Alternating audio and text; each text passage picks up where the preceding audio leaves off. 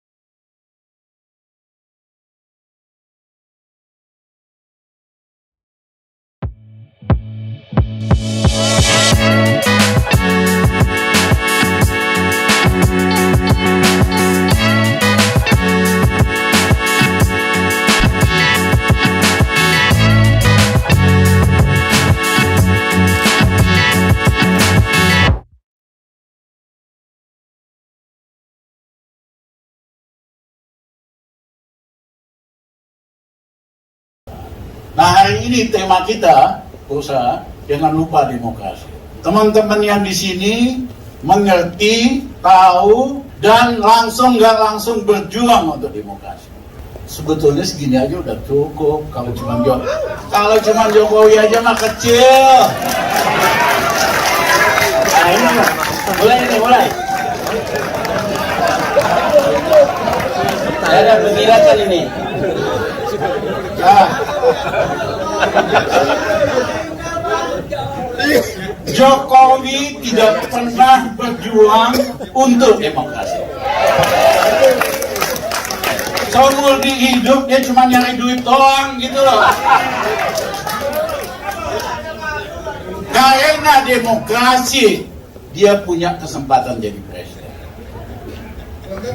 Tapi begitu berkuasa, pelan-pelan demokrasi dipreteli. Indeks demokrasi turun 30 poin lebih. Lembaga-lembaga penguat demokrasi, KPK, zaman Gus Dur kita mulai, undang-undang ini jadi zaman Mega, dia pretelin di semua. Hukum dipreteli, DPR dibikin semua kayak taman kanak-kanak semua. Manut doang. Termasuk nih Effendi nih. Ngomong begitu aja, Pak Dudung udah uber dia. Mana Effendi?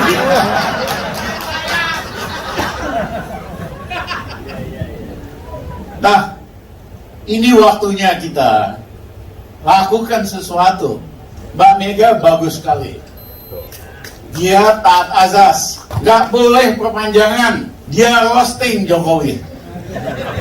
Itu roasting paling canggih tuh. Ya, lu tuh nggak ada apa-apanya. Jangan mentang-mentang kuasa, pengen nambah lagi dan sebagainya.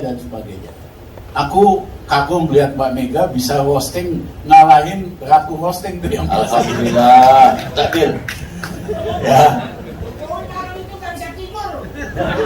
Iya, tapi jangan lupa, saya kenal Jokowi, kenal Luhut Panjaitan. Mereka nggak bakal berhenti, tetap bakal merancang sesuatu. Ya. Jadi orang yang tidak pernah berjuang untuk demokrasi, menikmati manfaat demokrasi, begitu berkuasa dia pretel. Yang kedua, sangat anti intelektual. Istilahnya Yudi Latif. Hah?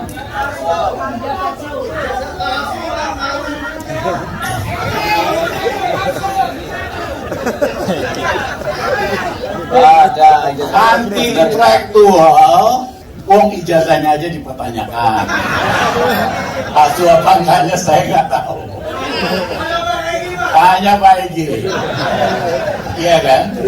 Jadi nggak aneh orang yang diragukan ijazahnya pasti sangat tidak intelektual. Dan yang kedua, 2 minggu yang lalu Menteri Keuangan nyalahin PNS kok kerjanya jalan-jalan doang, ngabisin biaya tahun lalu 37 triliun. Tapi Menteri Keuangannya nggak berani. Raja jalan-jalan namanya Jokowi. Tiap hari ada acara jalan-jalan. Sekali jalan, pasukan awalnya ada 100, ada 100 lagi 200. Ini merupakan presiden paling boros dalam sejarah Indonesia. Tepuk tangan untuk Pak Rizal.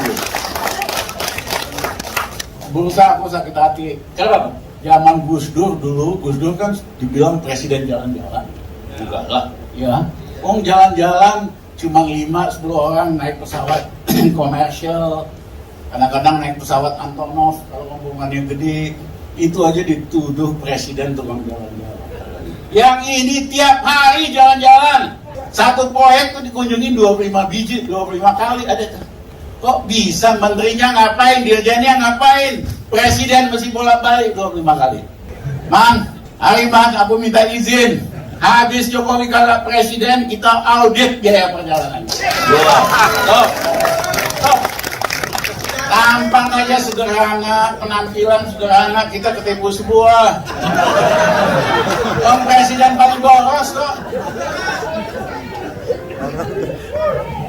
Nah yang kedua, yang ketiga.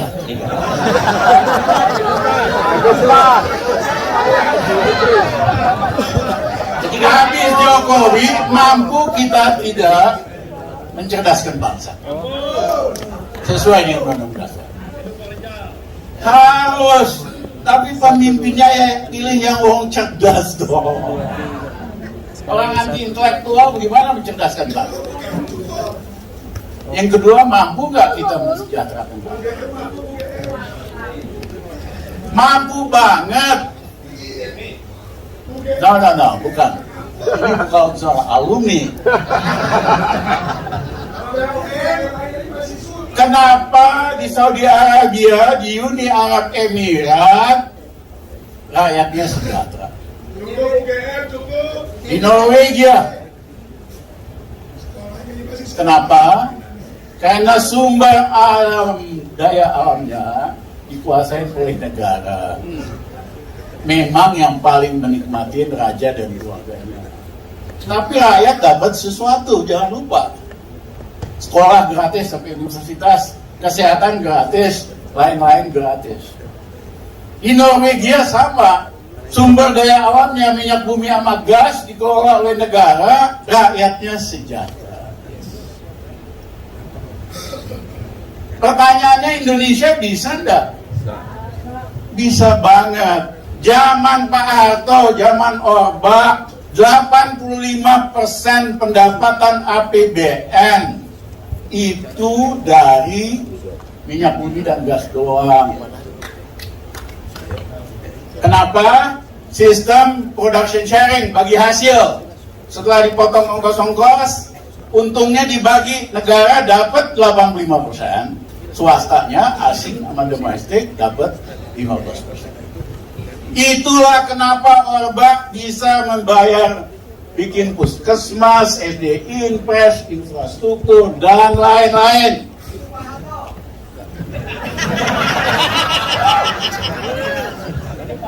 Dan tapi sejak berapa tahun terakhir ini, sumber daya alam di luar migas dikuasain oleh pribadi-pribadi dan swasta. Padahal Undang-Undang Dasar 45 Pasal 33 harus dikuasai oleh negara, milik rakyat. Tahun lalu Jumbor, orang paling kaya di Indonesia namanya Lee Tukuo. Orang Malaysia. Bangga negara Malaysia. Tahun lalu dia tidur aja, harta kekayaannya naik 147 triliun. Kenapa? Harga batu bara naik dari $60 ke $300. Itu Lee Tukuo sendiri. Belum raja-raja batu bara lain, kekayaannya bisa nambah mungkin ribuan triliun. Nah, di negara-negara lain termasuk masyarakat kapitalis, kalau ada keuntungan dadakan atau windfall profit dipajakin 40% bisa-bisa. Di Amerika, di Inggris. Kebayang nggak? Kalau kita perlakukan undang-undang itu, pajak tambahan karena keuntungan dadakan, wong dia tidur-tiduran aja. Dari si Lee Tukuo aja kita udah bisa dapat 60 triliun. Dari yang lain-lain kita bisa dapat 1000 triliun. Tapi ini pemerintah nggak pernah berani pajakin oligarki.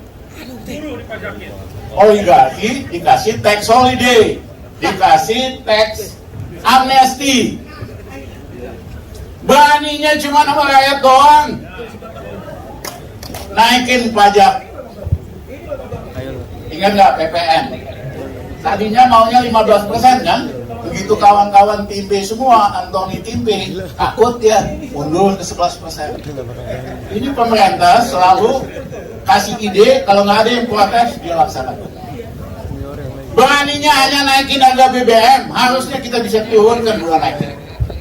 Beraninya naikin tarif listrik, sehabis Jokowi kita turunin tarif listrik ke 2 tahun sebelum yang lalu. Sehingga rakyat ada uang di kantongnya. Kita turunin harga gas, LPG, dan sebagainya. Saudara-saudara, ini pemerintah tampangnya sangat sederhana, sangat memelas. Kebijakannya bela yang kaya, yang punya uang. Beraninya cuma sama rakyat doang.